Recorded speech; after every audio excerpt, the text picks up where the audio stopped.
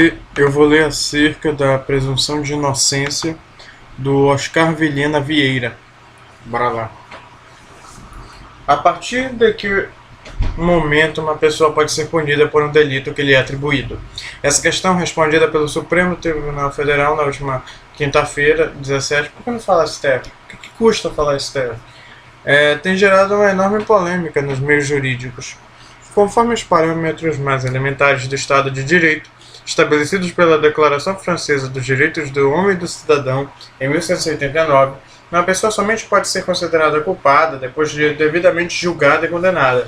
Antes disso, ela deve ser considerada inocente e tratada como tal. Com a evolução do Estado de Direito, as constituições democráticas contemporâneas, assim como os tratados internacionais de direitos humanos, passaram a assegurar que não basta uma condenação. A pessoa deve ter o direito de ver seu caso revisto por um tribunal. Assim, só poderá ser considerada culpada após a condenação por uma segunda instância. Trata-se de uma garantia do duplo grau de jurisdição.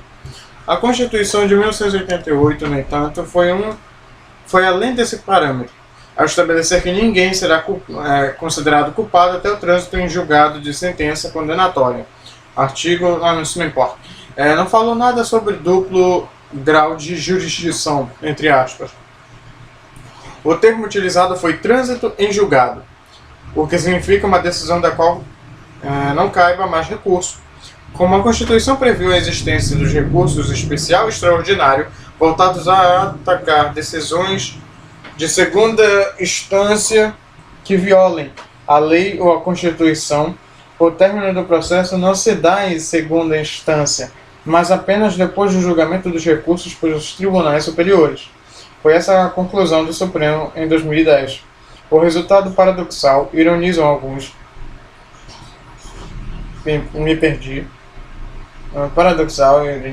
é que passou a ser mais fácil prender alguém provisoriamente, antes do julgamento, do que alguém já condenado, desde que haja recursos pendentes no STJ e no Supremo.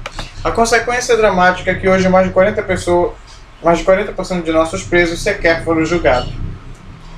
Com o objetivo de corrigir essa distorção, o ministro César Peluso encaminhou ao Congresso Nacional, em 2011, uma proposta de emenda que transformaria os recursos especial e extraordinário em ações rescisórias. O habeas corpus ficaria evidentemente preservado. Com isso, pretendia deixar a justiça brasileira mais ágil e reduzir a impunidade. Ou seja, ele queria fazer um milagre. O Congresso nada fez. Contra essa missão é que o Supremo parece ter se insurgido nesta semana.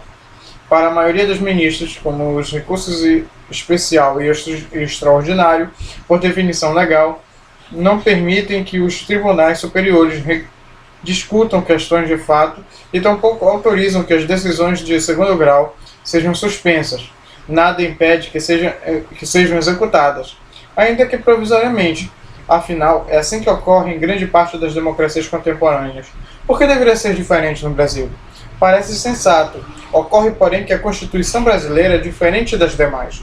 É o trânsito em julgado e não o duplo grau que estabelece o momento a partir do qual pode-se executar uma sentença. É o que está escrito. Não há dúvida de que a benevolência constitucional gera morosidade e favorece a impunidade. Corrigir a Constituição, no entanto, não é função do Supremo. Se vê mais uma vez o conflito entre legislativo e judiciário, um tentando ser melhor do que o outro, um tentando ser mais útil que o outro. Mas, sinceramente, todos conseguem falhar de alguma forma. Eles são miseráveis mesmo. Tô brincando, às vezes eles conseguem se contrapor e tal, mas ambos são uma merda. Quer dizer, desculpa. Preciso melhorar.